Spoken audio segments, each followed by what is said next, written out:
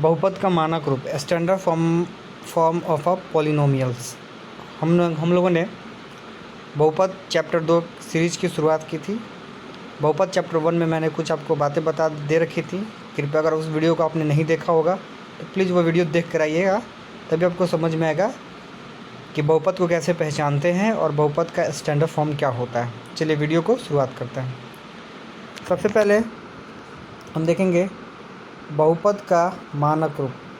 क्या देखेंगे? बहुपद का मानक रूप, standard form of a polynomials. परिभाषा से आइए समझते हैं। क्या कह रहा है कि x में बहुपद को मानक रूप में कहा जाता है। x की जगह कुछ भी हो सकता है, y z यानी चर जो भी हो सकते हैं। चर मैंने आपको पढ़ा था, variable a b c d को चर कहते हैं, z तक, तो कुछ भी ले सकते हैं। x में बहुपद के मानक रूप में कहा जाता है। क्या कहा जाए? यदि x के घात या तो आरोही क्रम में हो या अवरोही क्रम में हो। बस आपको इतना ध्यान देना है कि अगर कोई बहुपद है तो सबसे पहले ये आपको ध्यान देने की ज़रूरत है कि अगर x का व्यंजक है तो पावर क्या होना चाहिए? आरोही और नहीं तो अवरोही क्रम में होना चाहिए। तो आइए यहाँ पे देखते हैं। देखिए यहाँ पे x चर में बहुपद है, पावर देखिए 4, 3 और क्या है 1 है। 5 क्या हमारा कॉन्स्टेंट, कांस्टेंट 5 क्या हमारा कांस्टेंट, ठीक है, यानी अचर है। तो बहुपद की पहचान बस यही होगी कि आप ये देख लीजिए कि ये x चर में बहुपद है और पावर आरोही है कि आरोही क्रम में है। ये बस ये दो चीज़ होना चाहिए। पावर कभी भी निगेटिव नहीं होना चाहिए। एक बात आप हमेशा याद रखिएगा, निगेटिव हो जाएगा तो बहुपद नहीं होगा। आइए यहाँ पे देखते हैं 2 नंबर में, इसको देखते हैं ये बहुपद है कि नहीं है। 5 + 4x - 3x³ + 7x के पावर 4। देखिए यहाँ पे पावर देख लीजिए, यहाँ पे पावर देख लीजिए। आरोही क्रम में 1, 3, 4 बढ़ते क्रम में जा रहा है और x चर में बहुपद है। देखिए सब जगह x है और ये क्या है 5 कांस्टेंट, ठीक है। ये भी बहुपद का मानक रूप है। बस यही देखना है आपको, x चर में बहुपद है, y चर में बहुपद है और पावर केवल ये देख लेना है आरोही अवरोही क्रम में है, माइनस पावर नहीं होना चाहिए। आइए क्लासिफिकेशन ऑफ पॉलिनोमियल्स, यानी क्लासिफिकेशन ऑफ पॉलिनोमियल, बहुपदों का वर्गीकरण, इसको समझते हैं हम लोग। पहला है मोनोमियल, एक पदी बहुपद। क्या है? मोनोमियल एक पदी, यानी जिसका एक पद हो एक पदी बहुपद, जिसका 2 पद हो द्विपदी बहुपद, इसका 3 पद हो त्रिपदी बहुपद कहलाएगा। देखिए यहाँ पे एक टर्म है 5x² एक पद है, 4x एक पद है, 2 एक पद है, 7x³ एक पद है। हाँ, जिसके 2 पद हो द्विपदी बहुपद कहलाएगा। यहाँ पे देखिए 2x⁵ - 7x, ये 2 पद हो गए द्विपदी। 3x² + 2x, इसमें 2 पद हो गए द्विपदी बहुपद। 3 पद वाले त्रिपदी बहुपद कहलाएंगे, 3 पद वाले त्रिपदी बहुपद कहलाएंगे। देखिए यहाँ पे 7x³ + 2x² - 5x, देखिए 3 पद है त्रिपदी बहुपद। 8x⁵ + 2x² + 7, देखिए ये 3 पदी बहुपद, 3 पद है। देखिए 1, 2, 3 पद हो गए, 1, 2, 3 पद हो गए। यहाँ पे देखिए 1, 2, 2 पद हो गए, 1, 2, 2 पद हो गए। यहाँ पे एक पद है, एक पद है, एक पद है, एक पद है, एक पद है।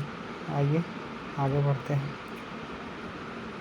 जीरो पॉलिनोमियल्स, यानी शून्य बहुपद यानी जिस बहुपद का गुणांक, ध्यान से देखिएगा, जिस बहुपद का गुणांक शून्य हो, यानी कोफिशिएंट शून्य हो।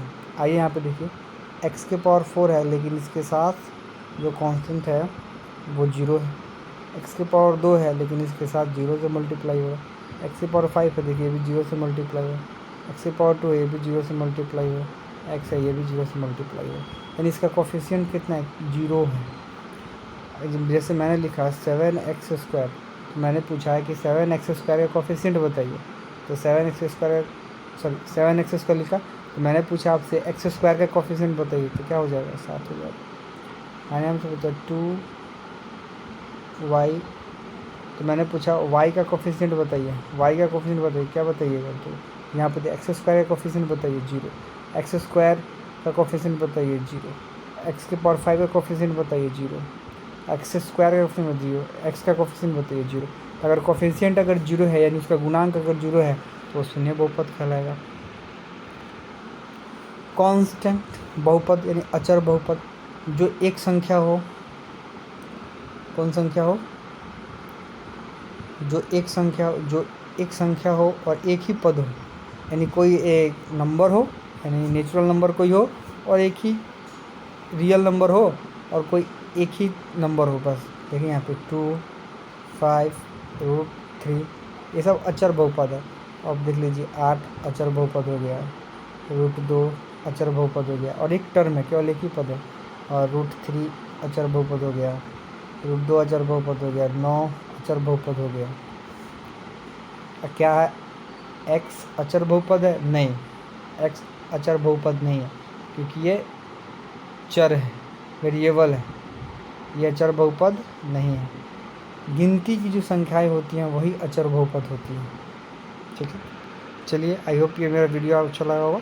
मैं एक छोटा सा समरी भी आपको शॉर्ट में बता देता हूँ कि बहुपद होना चाहिए। बहुपद का स्टैंडर्ड फॉर्म वही होगा कि x चर में बहुपद हो, y में किसी में भी बहुपद हो, पावर पर आरोही या फिर अवरोही क्रम में होना चाहिए। ये बहुपद की पहचान है। देख लीजिए यहाँ पर भी पहला बात, अगर किसी बहुपद में एक पद हो, एक पदी बहुपद कहलाएगा। किसी बहुपद में 2 पद हो, द्विपदी बहुपद कहलाएगा।